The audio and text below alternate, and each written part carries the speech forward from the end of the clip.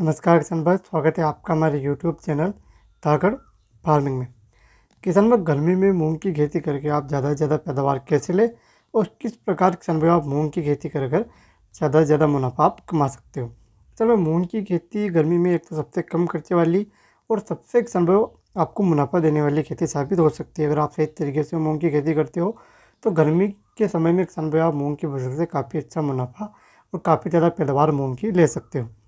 तो किसान भाई, आपको मूंग की खेती किस प्रकार करनी है और आप कितनी पैदावार ले सकते हो, उसकी पूरी जानकारी किसान भाई मैं आपको इस वीडियो में देने वाला हूँ। इसलिए आपसे निवेदन है कि आप वीडियो पूरा देखें। और अगर आप पहली बार हमारे यूट्यूब चैनल पर अभी तक आपने हमारे चैनल को सब्सक्राइब नहीं किया तो नीचे स्क्रीन पर जो सब्सक्राइब वाले बटन को दबा के आप हमारे यूट्यूब सब्सक्राइब ज़रूर कीजिए और इस वीडियो को अन्य किसान पर ज़्यादा से ज़्यादा शेयर भी ज़रूर कीजिए।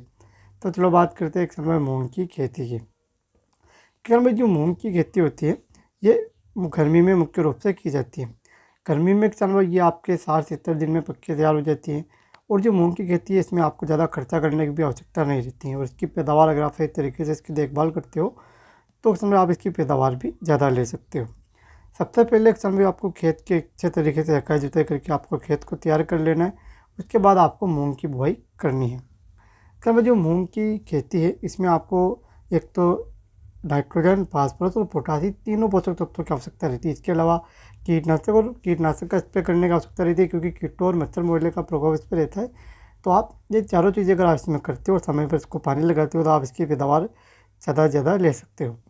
अब जिन किसान भाइयों ने मूंग की बुआई कर दी है उनको पहले पानी के रूप में नाइट्रोजन यूरिया खाद अगर डालना है 15 किलोग्राम आप पहले पानी में यूरिया खाद का उपयोग प्रति एकड़ के हिसाब से मूंग की फसल में कर सकते हो।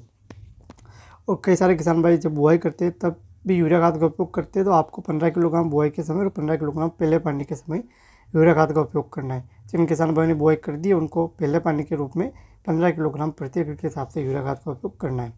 इसके अलावा फास्फोरस और पोटास खाद की पूर्ति आपको बाद में करनी है। किसान भाई, जब मूंग की फसल 10 से 15 दिनों की अवस्था में रहती है, 15 दिन के बाद आपको इसमें मच्छर मोहल्ले का स्प्रे करने की आवश्यकता रहती है। कीटनाशक का स्प्रे आप जरूर कीजिए, क्योंकि गर्मी में कीटों का प्रकोप तेज़ रहता है। तो इसके लिए आपको 15 से 20 दिन की जब आप मूंग की फसल हो जाए तब आपको इसमें कीटनाशक का स्प्रे करने की आवश्यकता रहती है, क्योंकि कीट सबसे ज़्यादा नुकसान मूंग की फसल को पहुंचाते हैं। तो आपको कीटनाशक का स्प्रे करने की आवश्यकता रहती है।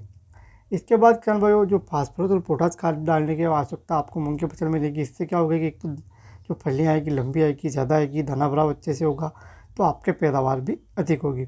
और समय समय पर किसान भाई आपको सिंचाई करने की आवश्यकता पड़ेगी, क्योंकि गर्मी में पानी की आवश्यकता बहुत ही ज़्यादा रहती है मूंग की फसल को। तो आपको समय समय पर इसकी सिंचाई करनी है।